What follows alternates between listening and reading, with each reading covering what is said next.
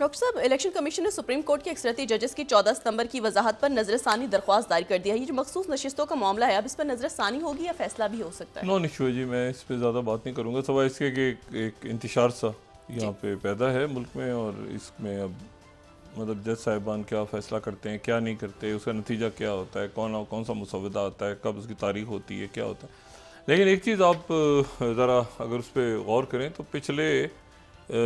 कुछ 24, 48, 72 कुछ 3-4 रोज़ से ये तरामीम पे लगता है कि एकदम से जो इसका टेम्परेचर था तरामीम के हवाले से वो एकदम से नीचे आ गया। अब आपको बहुत ज़्यादा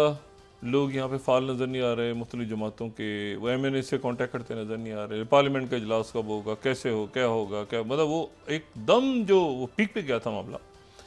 वो अचानक ठंडा सा हो गया। ठीक है, तो या तो वो किसी यहाँ पे कोई किसी तब्दीली से वो तो उसका ताल्लुक था कि जिसकी वजह से वो एकदम से बहुत, देखे ना अभी कहाँ पे मतलब है कि कई MNAs मुल्क से बाहर हैं, कई सेनेटर्स बाहर हैं, और ये सारा मामला है जी। पार्लियामेंट से 2/3 अक्सरियत का ये, और ये सारा जो भी कुछ यहाँ पे हो रहा है इसको तो मैं एक फसाद ये इंतशारी कहूँगा, क्योंकि इसका मुल्क के जो इश्यूज हैं वो तो बिल्कुल अलग है। वो ये आप देखेंगे ये तरामीम मंजूर होनी है, जो भी कुछ होना है ये कुछ मेरे ख्याल से 8-10 तारीख तक इसने हो जाना चाहिए इसको। उसकी वजह ये है कि उसके फ़ौरन बाद जो है वो शंघाई कॉरपोरेशन ऑर्गेनाइजेशन का इजलास हो रहा है, और उसमें मतलब अभी तक सरकारी तौर पे तो ऐलान नहीं हुआ, लेकिन इस बात के इम्कानात हैं कि भारतीय वज़ीर ख़ारजा जयशंकर भी पाकिस्तान है, इस बात के इम्कानात हैं। अच्छा, तो एक तो ये बात हुई, तो ये जो भी कुछ है वो देखते हैं कि किस तरफ जाता है मामला। दूसरी जो बात है वो ये है कि ये जो IMF की तरफ से पाकिस्तान इस मरहले से तो गुजरा, इस वो कहते हैं ना इस दुश्वार मरहले से तो गुजरा, लेकिन फिर वही बात कि क्या पाकिस्तान हमेशा IMF में ही रहेगा या इससे निकलने का कोई प्लान भी है। और प्लान जो है वो अक्सर ऐसा होता है कि IMF से जब वो बात कर रहे होते हैं तो IMF की बातों से ही वो प्लान आपके सामने आ जाता है। जैसे उन्होंने कहा कि खर्चे कम करो, उन्होंने कहा स्कीम्स ख़त्म करो, मतलब वो एक तो उसका पॉलिटिकल टूल है, होगी आज की दुनिया में, ठीक है ना। लेकिन IMF भी थोड़ा सा ग्रेजुअली उसको भी मुल्कों के साथ थोड़ा सा अपना रवैया नरम करना पड़ेगा, इसलिए कि अब दुनिया में दूसरे ब्लॉक्स भी बन रहे हैं और दूसरी करेंसीज भी आ रही हैं और ब्रिक्स भी बन रहा है, और एक मुतबादिल पैरेलल सिस्टम जो है वो दुनिया में जन्म ले रहा है। तो IMF का वो जो दौर था ना कि सैंक्शंस लगा दी, तो ये तो उससे IMF को भी थोड़ा सा देखना चाहिए, और वो अच्छा है कि इसमें। लेकिन यहाँ इशू ये था कि यहाँ पर ये सिर्फ एक IMF का हमारा कोई, आप कहें ना कि डिप्लोमेटिकली हमारा कोई प्रॉब्लम था उनके साथ, IMF के साथ, और उसमें अमेरिका था और बाकी वेस्टर्न, मेरे ख्याल से ऐसा नहीं था, क्योंकि IMF ने इसमें ये कहा था कि आप चाइना से भी बात करें। तो यहाँ पर चाइना, अमेरिका, हमारे जो बिरादर इस्लामी ममालिक, वो सारे के सारे कुछ बातों पे मुत्तफिक हो गए थे कि पाकिस्तान को अपने खर्चे, अपनी एलीट कैप्चर, अपने जो बहुत बड़ी हुकूमत, इतनी बड़ी, अच्छा हुकूमत से मुराद मेरी ये कोई सियासी हुकूमत नहीं है, आप ज़रा गवर्नमेंट का जायज़ा लेना, करप्शन को पकड़ने के लिए जितने अदारे हैं उतनी ही करप्शन बढ़ रही है। तो मतलब बेशुमार कमेटियां, बेशुमार जो, तो मतलब है कि पेंशन फंड्स और वो जनाब वो सफ़ेद हाथी पाले हुए हैं आपने, कोई सर पैर उनका है नहीं। तो वो जो साइज़, अब जो इसकी डाउन साइजिंग का लफ्ज़ तो मेरे ख्याल से लफ्ज़ ही गलत है, ये राइट साइजिंग होना ज़रूरी है कि जितने लोग चाहिए आपको, और आने वाले दिनों में आपको कम लोग चाहिए होंगे, ये भी मैं बताऊं, क्योंकि जितने लोग इस वक्त अगर कोई सोच रहा है कि अगले साल यहाँ पे यार 5,000 बंदा है तो हमें शायद 2,000 या 3,000 से काम चल जाए, तो ऐसा नहीं होगा। अगले साल हो सकता है आपको सिर्फ 1,000 आदमी या 500 आदमी चाहिए हो, क्योंकि ये जो टेक्नोलॉजी आ रही है और आर्टिफिशियल टेक्नोलॉजी, इंटेलिजेंस और बाकी जो ऑटोमेशन और जनरल आर्टिफिशियल इंटेलिजेंस, उसके बाद तो ये बहुत ज़्यादा इंडस्ट्रीज़ में और हर जगह पर कम से कम लोग काम कर रहे होंगे, और बाकी काम जो है वो मशीन्स अपने आप कर रही होंगी। तो ये है कि अब उसके लिए तैयार होना है ना आपने, ये नहीं कि लोगों की जॉब्स खत्म हो जाएंगी, वो लोग फारिग हो जाएंगे जो कि यानी मशीन्स के लिहाज से अपने आप को चला नहीं पाएंगे, ठीक है। और ये हर दौर में जब तब्दीली होती है, जब इस तरह के कोई इनकलाब आते हैं, एक दौर में जो है वो टेलीफोन के ऊपर जब शुरू में फ़ोन आया एक अरब मुल्क में, बड़े अरब मुल्क में, तो वहाँ पर ये बात फैल गई कि जी इसमें तो शैतान बोलता है। फिर जो उनके बादशाह हैं, उनको, जो अब दुनिया में नहीं है उस वक्त, तो उनको कुरान शरीफ सुनाया गया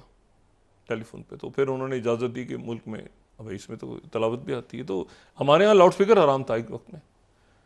पाकिस्तान में फतवा आ गया होता कि लाउड स्पीकर हराम है, ठीक है, बाकायदा। लेकिन फिर पता चला कि नहीं भाई, नई दुनिया के लिहाज से आपने आगे अपने आप को लेके चलना है। इस्लाम जो है वो एक बड़ा यानी बहुत प्रोग्रेसिव मज़हब है, और उसके अंदर साइंस की गुंजाइश और अलूम की और कैसे इवॉल्व करना है, ये सारा जो है उसमें मौजूद है। एनीवे, तो ये अब ये है कि ये इशू है कि इसमें आपने कैसे आगे चलना है, इकॉनमी को कैसे ठीक करना है। और बाकी शहबाज शरीफ साहब ने जो स्पीच की आज अक़वाम मुत्तहिदा में, उस स्पीच में दोनों चीज़ें जो दोनों अब ग्रेजुअली पाकिस्तान की जो पोजीशनिंग अब हो रही है ग्लोबल स्टेज पे, इसको छोड़ दें आप कि शहबाज शरीफ हैं या कोई और वज़ीर आज़म है, जो भी, जो पाकिस्तान की हम रियासत बात कर रहे हैं, पाकिस्तान की जो पोजीशनिंग हो रही है इस ग्लोबल स्टेज पे, वो पोजीशनिंग जो है वो एक नई पोजीशनिंग है, उसमें एक तब्दीली आपको नज़र आ रही है। एक तो ये कि पाकिस्तान ने बड़ा खुल के स्टांस लिया हुआ है गज़ा पे, और पाकिस्तान उस बड़े ब्लॉक का हिस्सा है, दुनिया के, पूरी दुनिया का जो बड़ा हिस्सा, जो कि गज़ा की जारियत को और इसको जुल्म को बंद करने की बात कर रहे हैं, जो इसराइल और लेबनान की जंगबंदी की बात कर रहे हैं, उन्होंने वहाँ पर भी बात की। और तीसरा जो है वो इश्यूज़ उन्होंने कश्मीर का उठाया, और कश्मीर लिंक हो रहा है अब गज़ा के साथ, जो इससे पहले कोर कमांडर्स कॉन्फ्रेंस में आनी शुरू हुई थी बात, और अब वो हर जगह हो रही है कि पाकिस्तान दो इश्यूज़ को एक साथ उठा रहा है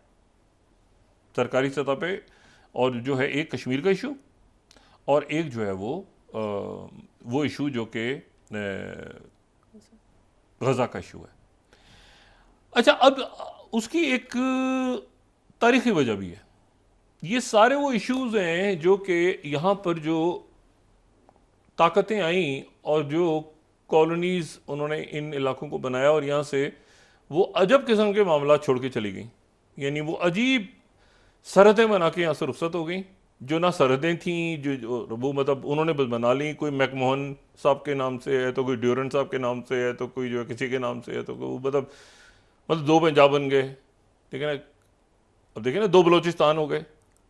मतलब है कि अजीब सी बात है ना ये। एक बलोचिस्तान जो है वो ईरान में, एक बलोचिस्तान इधर है, और एक जो है वो ड्यूरल लाइन बीच में थी, उसको मसला चले हल हुआ। तो ये किसी तरह से कश्मीर का जो है, तो अब ये है कि ये, और ये अगर यहाँ नहीं हुआ, ये जब कॉलोनीज गई हैं, तो आप देखेंगे अनफिनिश्ड एजेंडा जो यहाँ पे अभी तक इश्यूज खड़े हैं,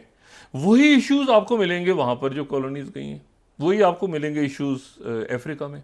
वही इश्यूज आपको मिलेंगे पैलेस्टाइन के अंदर, वही आपको मिलेंगे लेबनान के अंदर, वही आपको इश्यूज मिलेंगे। एक ही साल है ना, वही साल, मतलब पोस्ट कोल्ड वॉर जब निकल रही हैं कॉलोनीज यहाँ से, तो आपको वही मामलात आपको नजर आएंगे। ये चाइना और इंडिया के साथ जो मामला चल रहा है मैकमोहन का, तो कौन मैकमोहन भाई, कौन मैकमोहन? मतलब हमसे बात करो, हम चाइना हैं, आप इंडिया हैं, मतलब कौन मैकमोहन, ठीक है ना। मतलब कौन राजा महाराजा होते थे पता नहीं कश्मीर में, भाई एक कश्मीर है,